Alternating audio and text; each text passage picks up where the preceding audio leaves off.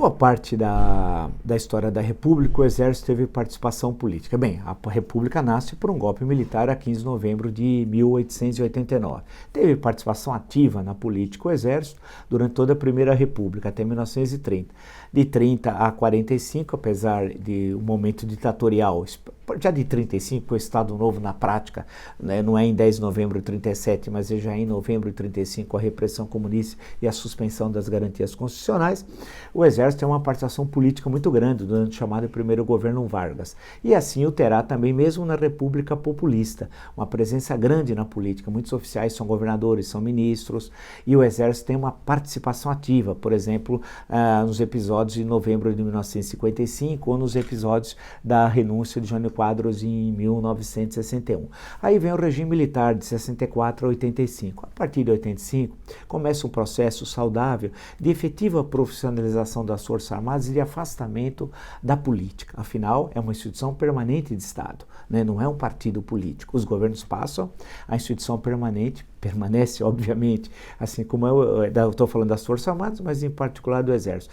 E esse movimento foi importante depois com a criação do Ministério da Defesa no governo Fernando Henrique, que poderia ter aproveitado a ocasião e já ter um grande ministro e uma política de defesa, porém fez uma politicagem e nomeou como primeiro-ministro da Defesa Elcio Álvares. Nos governos Lula-Dilma também passou um monte de gente que não tinha a mínima competência por exercício dessa função, mas o importante foi o afastamento do Exército da política. Porém, os acontecimentos posteriores ao impeachment de Dilma Rousseff e a inviabilidade da construção de uma candidatura de centro e o medo de que o PT ganhasse as eleições de 2018 fez com que o Exército se aproximasse de um adversário do Exército, o Jair Bolsonaro. Tem de ser recordado que ele saiu do Exército com desonra. Ele foi preso 15 dias em 1986, preso, e em 1987 estava organizando atentados terroristas. No livro do Luiz Macluf Carvalho, O Cadete e o Capitão, tem lá uma série de informações sobre a péssima vida militar de Jair Bolsonaro.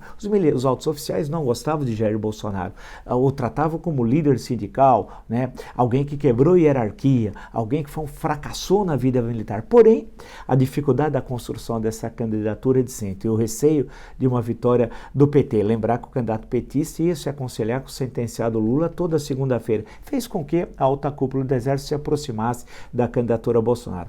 E isso, após a posse do presidente em 1º de janeiro, aumentou essa relação Exército-Governo. E isso é muito ruim. O governo passa, o Exército fica. A revista Época dessa semana trata inclusive dessa questão, dessa relação tensa que tem no interior do Exército, desse apoio ao governo. Eu acho isso algo muito ruim para a instituição Exército e para o país. Para o governo, para o país. O Bolsonaro é oportunista, ele quer usar o Exército. Ele tem, na verdade, ódio do Exército porque ele é um fracassado. Ele parou, quando ele saiu como capitão, ele sabia que nunca chegaria a general. Ele nunca chegaria a general, porque é uma pessoa preguiçosa, sem estudo. Hoje, por exemplo, o preguiçoso, sabe o que foi a última atividade na sua agenda de trabalho, entre aspas? Às 2 da tarde. 2 da tarde, e recebendo atletas do PAN. Ele não trabalha, é um homem que não trabalha, que não estuda, que é ignorante, né? Que não tem capacidade de liderança, que, portanto, nunca ascenderia na oficialidade do Exército. Então, ele tem ódio do Exército. E ele usa os oficiais e usa a instituição e despreza a instituição e despreza os oficiais. Vídeo que ocorreu com o general Santos Cruz, por exemplo, e com outros generais, o Franklin Berg, que presidiu a FUNAI. Sendo assim, quanto mais cedo e mais rápido o Exército se afastar do governo, vai ser melhor.